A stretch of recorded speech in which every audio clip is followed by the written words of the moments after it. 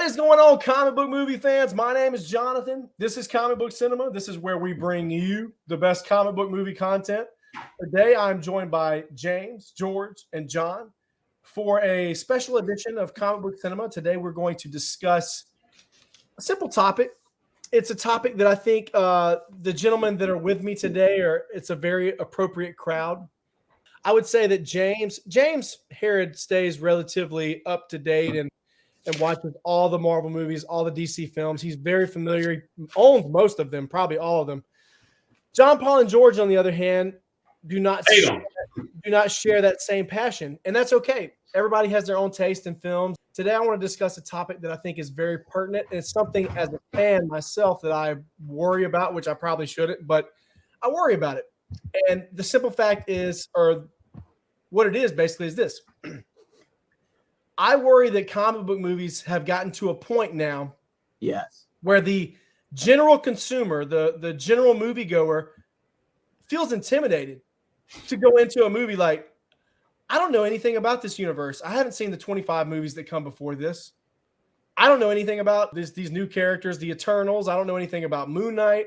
I don't know anything about Doctor Strange, maybe even, Nothing. So I want to get you guys' perspective. Like, let's say today, if I asked you four, I know James is pretty on point. He knows his stuff. But John and George, if I asked you guys, hey, let's go see Doctor Strange and the Multiverse of Madness in theaters this weekend, what would you say, or what would you think? Would you feel intimidated by the back catalog of all the Marvel movies that are out there? I wouldn't know what was going on, but I guess I would still go.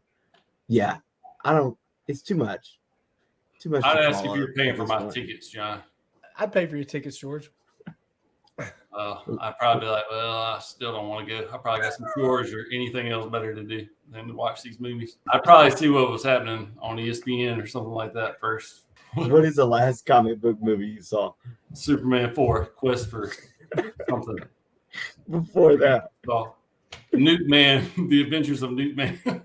We watched Logan together about 4 or 5 months ago. We did. You forced me to watch Logan. We had a good time. Yep, you've always liked the character of Wolverine and Wolverine. Hugh Jackman especially. I do like Wolverine, but I didn't know that was part of this series. Well, Wolverine is a Marvel character, and the X-Men, that was a property that was owned by Fox, but recently Fox was acquired by Disney, who owns all the other Marvel characters. So now at this point they have access to all their characters with the exception of Spider-Man. Why does John keep muting himself? That's so tacky. He's acting like we're in a conference meeting or something with a major global billionaire company. So like John, like it's Let's Go for me. I mean, I'm a fan of pretty much all the movies. I mean, I think like growing up at some point, not all of us, but many of us, we love superheroes, right? Like it's just a thing, whether it's whatever, it's a kid thing, right? Like superheroes are cool. And then with the new universe of movies and what they've been, I believe, trying to do like cinematically is kind of like somehow almost try to bring it to the real world. Like it could exist, right?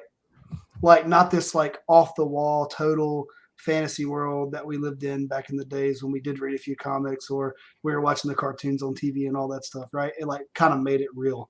And when you say real, you're talking about putting it on film. You're not saying keeping it grounded and based in reality. Right. Yeah. Putting on film in a way where not necessarily like it's not grounded in reality of like, yeah, that's a real thing, but it kind of puts you in a mindset of like, it almost feels like this is kind of, if it was a real thing, this is kind of how it would be. You know what I mean? Like versus like what you watched in cartoons as a kid and all that stuff. They look at it from a real world perspective. Exactly. Like, as a comparison, you have movies from the 80s like Superman 4, The Quest for Peace. They don't really look at the consequences of things or what it would really be like if Nuclear Man and Superman fought in the city versus 2013's Man of Steel. You have Superman fighting Zod. John, you saw this movie back in 2013. I think George did too. Which one? Anyway, there's a ton of collateral damage because they take a look at it from a different lens, a lens they're trying to, what would this really be like? And that's why a lot of people had a problem with Jonathan Kent, which is Superman's father for the uninitiated. But they didn't like how Kevin Costner was basically trying to keep things a secret from the public, which, if you think about it, we're all fathers except for George. But we have Nuke Man is the real father. True. We have kids, and we would want to protect our kid because at that point he didn't know what Superman's limitations were, Clark's limitations. He didn't know what he could and could not do, and he didn't want his son to get taken by the government. That's why he was trying to tell his son to be so secretive about his powers. And the bus full of children falls into the river, and he pulls it out, and his father's like kind of getting on to him, and he's like, what should I have done? Let him drown? And his father's like, maybe. I think, like, to get back kind of to the original question, I would say that, yeah, I guess it would be a little overwhelming. Like if you told somebody, hey, come watch, the new Doctor Strange with me, and they hadn't, and then they were even just a few years behind. There would definitely be some moments where they'd be like, well, I don't really get it. But I do think that it's just because it's matured so much, right? Yeah. Like we're at a point now where there's really no other route. If you think you go back to kind of when it first started, you could kind of maybe miss a couple and get away with it. If you neglect watching one of the shows on Disney Plus, there might be something that you miss, like in one of the new movies that comes out that was in there. And it might not be completely relevant, but I do think they do a good job of making the movies like accessible enough, you know what I mean? Accessible enough where it's not just completely impossible to go enjoy it, even if you're not keeping up with it.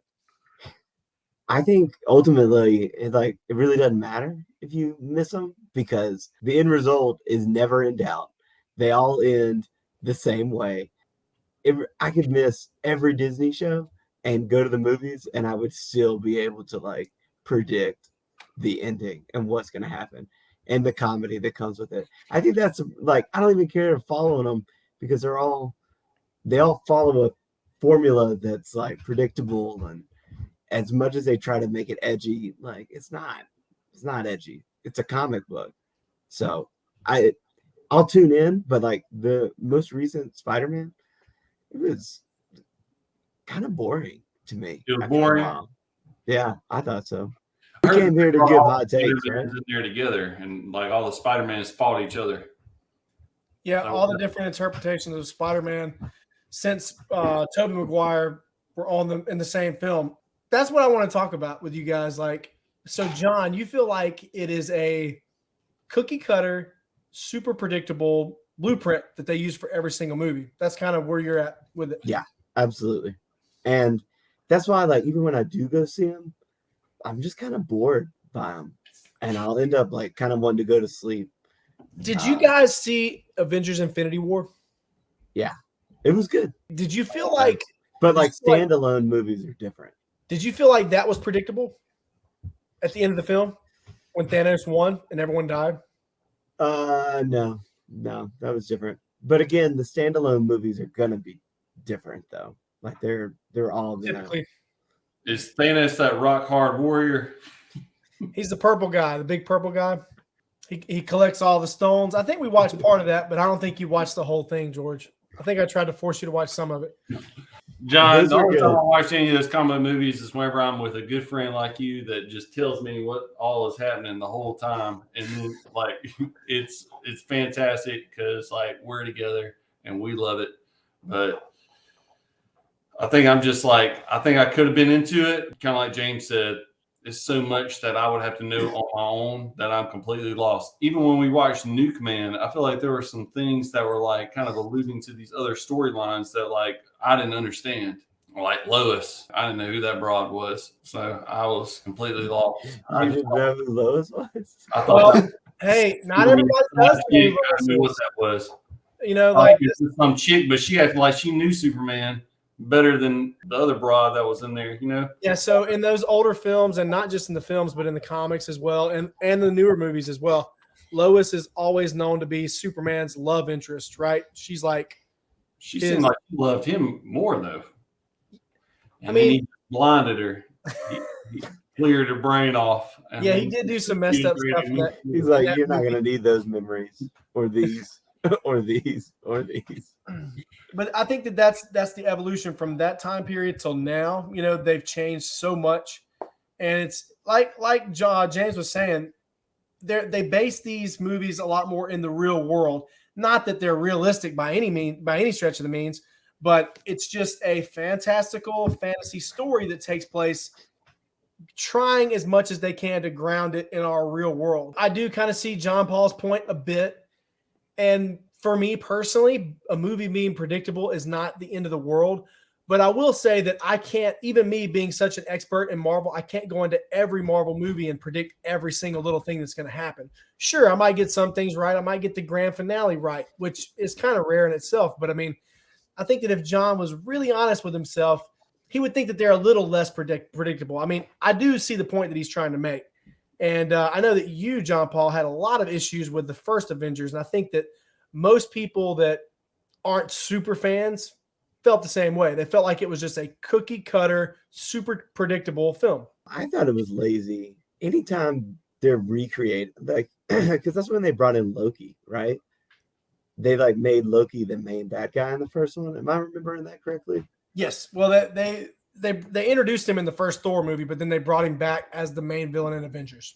Yeah, I just thought it was lazy, and it was such high expectations. And then Loki is like your main bad guy. And I know you got to get to the next movie, but I'm not saying I can predict every single aspect of Marvel or DC or whatever, but just generally. All that said, I really enjoyed the last Batman. Like, I thought it was super good. Robert Pattinson? Yeah, like up there with Really? the Dark Knight, honestly, in my opinion. Great film. It's not as good as The Dark Knight, but it's really, really, really good. The fact that I even wondered if it was as good as that, like, I think shows just. Yep. Yeah, How well, good I I haven't seen thought it it yet. was. I'm looking forward to watching that soon. Yeah. Chance yet. So we won't talk about it too much then, because I know George hasn't probably seen it either. But That's gonna be the new thing right there, man. I love it. No, I didn't want to see that Twilight twat on my. Dude, he's so good. peripheral. He was so good in Tenet, and so I had to see Yes. him as Batman. yeah, that's a new Christopher Nolan film. I think that a lot of people Watch just a lot more movies than I do. that's the problem with a lot of people had that assumption of Robert Pattinson, like, oh, the Twilight boy. But he's been in a lot of movies since Twilight, and he's become a great actor. And he was great. Honestly, well, I'm not going to get into details because James hasn't seen it, but maybe Tell us about it, John. perhaps John and I can talk about that later. But Is there anything else we can do, John, to hang out tonight besides watch that movie? Because What are we going to eat? Yeah, what are we going to eat? John, I ain't trying to see Doctor Strange. First of all, you need to come with a better thing. Like, I don't know what Doctor Strange is about. It sounds kind of strange. well, that's the thing, though. This new Doctor Strange movie is going to be like a big deal. Rumored, there's going to be lots of crazy characters that are going to pop up that you would never expect. One character that's all but confirmed, George, is going to be Nuke Man. Cue Ball from X-Men, Dr. Charles Xavier. What they should bring is Nuke Man, and then I may be interested. That's to the- DC, George. That's I not don't know Marvel. what that means. But So you would no, have John, let me answer the question. If you were, let me answer. I just would simply just probably say, John, if we could go do anything else, I'd prefer that.